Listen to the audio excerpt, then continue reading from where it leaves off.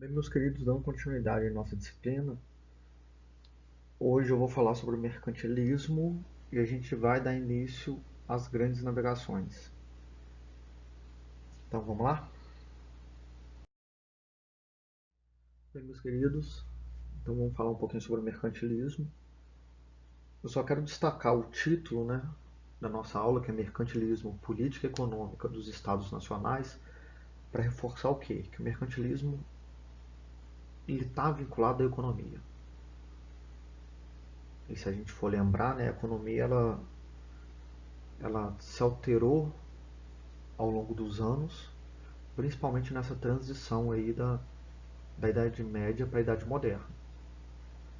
Então a forma de relacionar, a forma econômica e comercial, ela vai se alterar e aí sim, o mercantilismo ele entra como uma estrutura econômica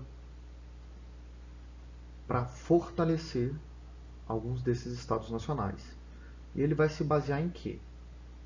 Ele vai se basear basicamente em função desses quatro tópicos que a gente vai estar discutindo aí um pouquinho sobre eles. Certinho? E só com observação, a gente está na nossa página 31 do livro, para aqueles que quiserem dar uma olhadinha lá depois, quiserem acompanhar, a gente está lá na página 31. Primeiro tópico, balança de comércio favorável. O que significa isso? Significa que cada estado ele teria que vender mais e importar menos, para assim ele ter um acúmulo de capital. O que significa isso? Você, imagine o seguinte, quanto mais você vende, mais dinheiro você tem. Quanto mais você compra, você vai perdendo esse dinheiro. Então é basicamente essa estrutura que estava sendo pensado ali.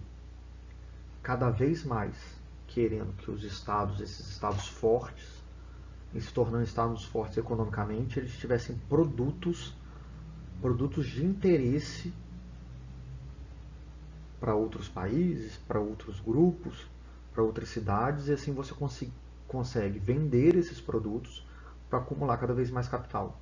E importar. O importar é o quê? É comprar esses produtos o mínimo possível. Então isso é uma estrutura que vai fundamentar essas relações. E aqui é importante entender o seguinte, você tem que ter um produto do qual o outro quer comprar. Então, minimamente, você vai ter que buscar ali recursos, ou nas suas terras ou em outras terras, para poder ter em posse e para poder estar vendendo para o outro, para os outros. Então, isso fundamenta essa relação dessa balança de comercial favorável. Vender mais e comprar menos. Certinho? Sobre o protecionismo alfandegário. Aqui, qual que vai ser o interesse? Cada vez mais você quer que o seu produto seja comercializado no interior da sua sociedade, do seu grupo, do seu povo. Ah, mas espera aí, está um pouco confuso. Vamos tentar dar um exemplo. Imagina se nós estivéssemos no Brasil e o Brasil produzisse uma tecnologia dele. Sei lá, um telefone. Vamos tentar dar alguns exemplos. Só que a gente tem telefones de vários lugares do mundo, né? China, Estados Unidos, Japão. E o interesse é sempre comprar desses que vêm de fora. Então o que você faz? Você cria regras, leis, normas para que o produto interno fosse comprado de uma forma mais fácil.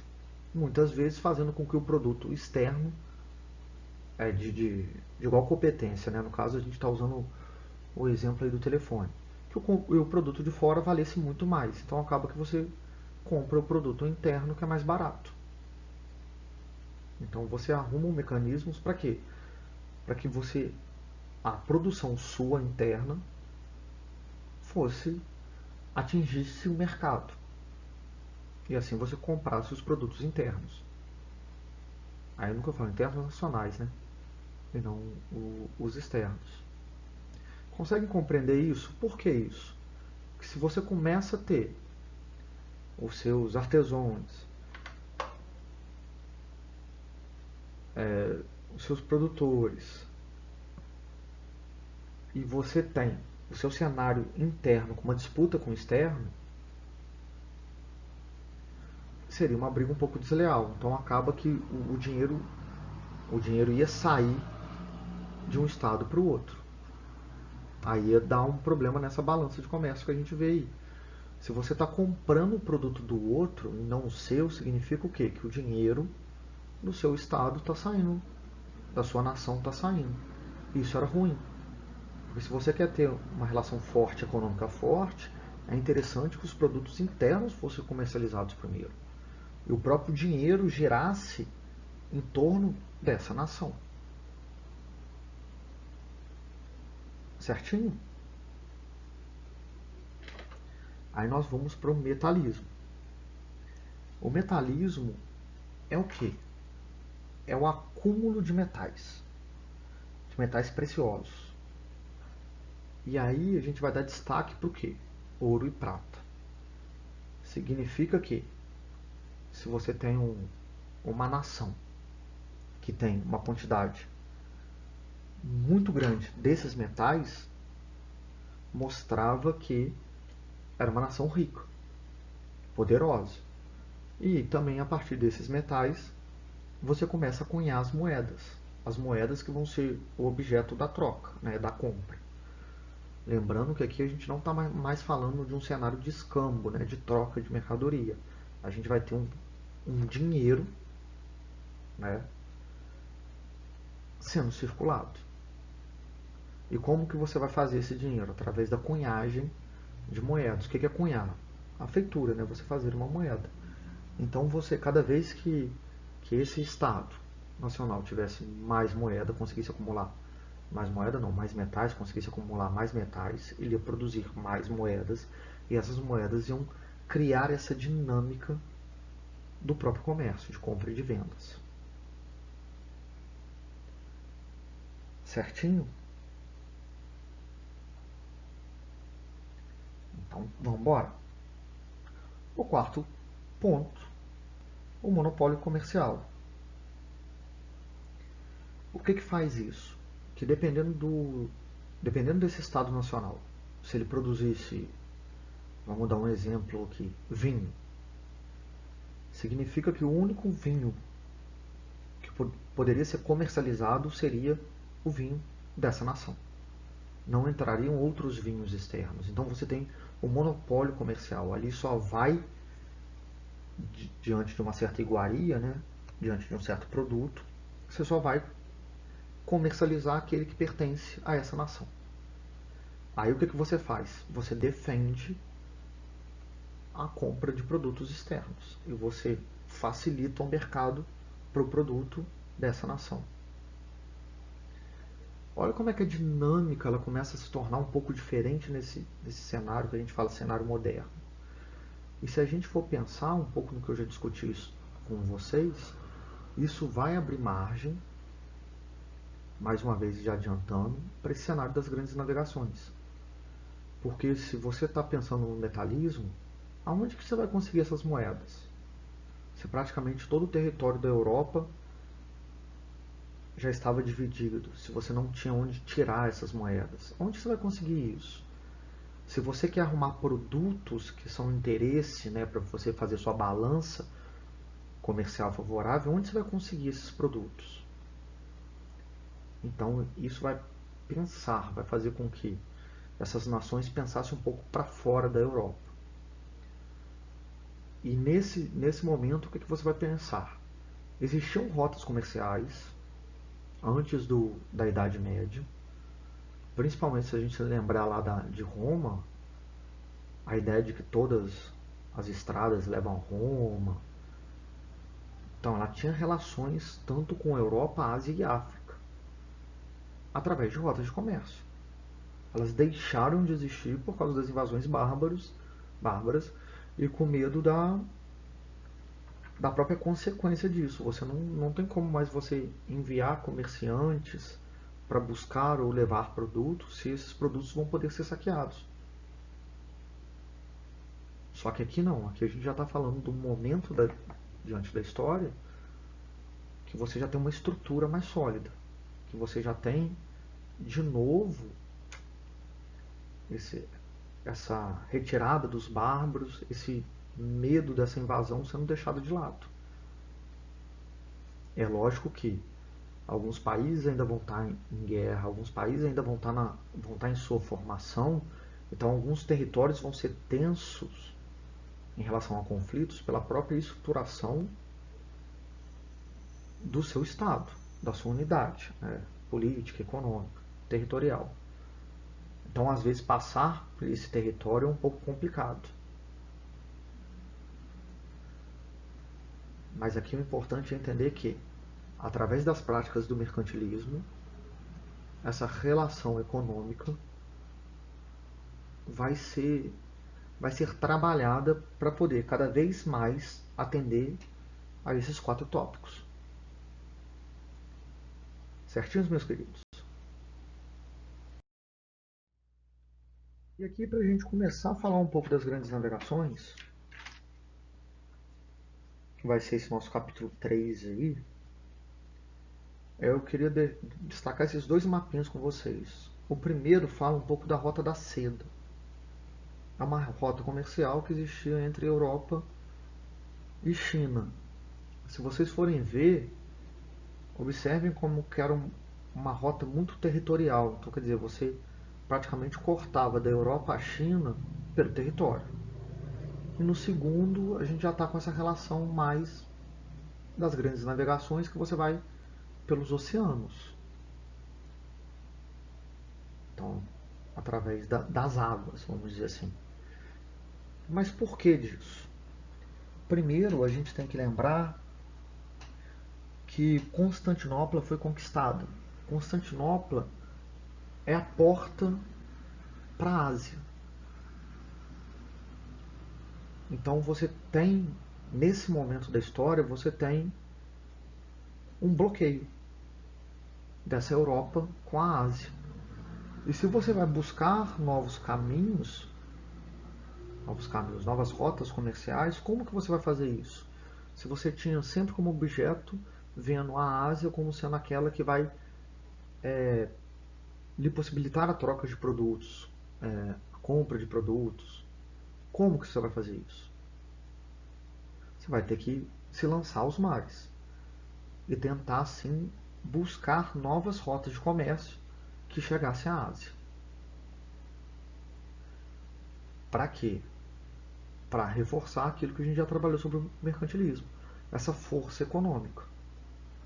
Em você vai ter produtos, em você vai ter metais. Então, olha, através desses mapas, essas consequências diante da história. Então, reforçando, o que nós temos aqui, antes da gente começar efetivamente com as grandes navegações, que vai ser na nossa próxima aula, a gente vai ter esse bloqueio com a Ásia, que era fornecedora de produtos, e você vai ter uma nova estrutura, uma nova rota de comércio para buscar esses produtos.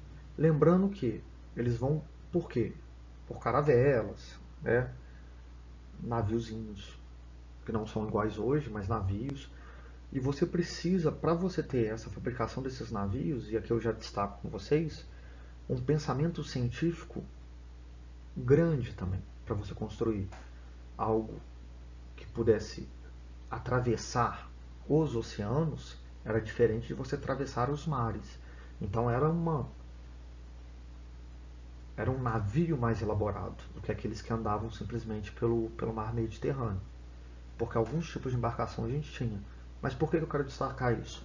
Para mostrar que o avanço científico, aquele avanço todo científico que a gente discutiu lá,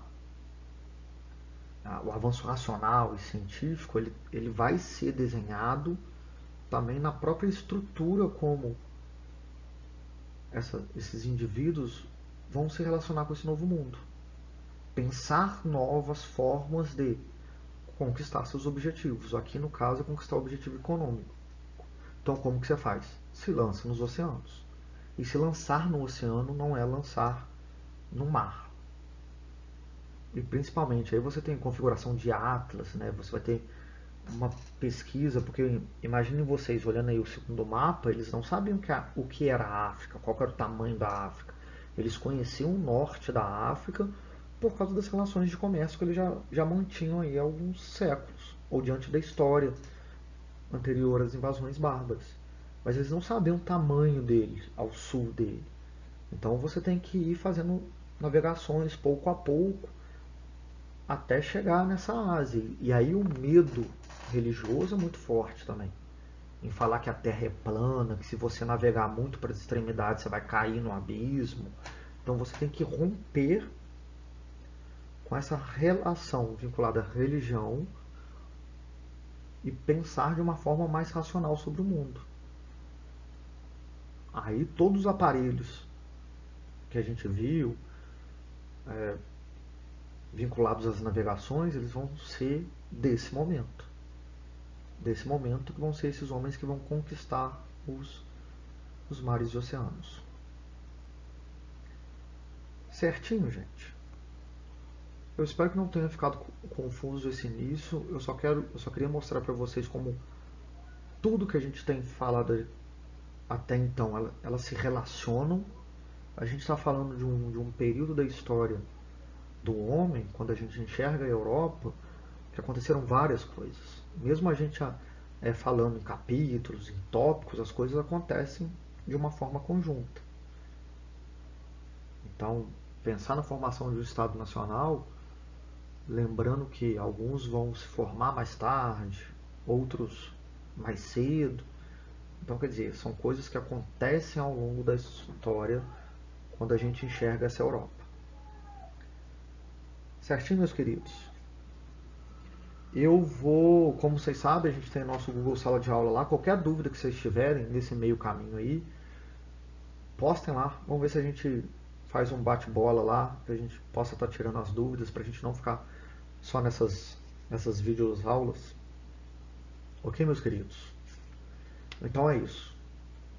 Próxima aula, a gente dá continuidade.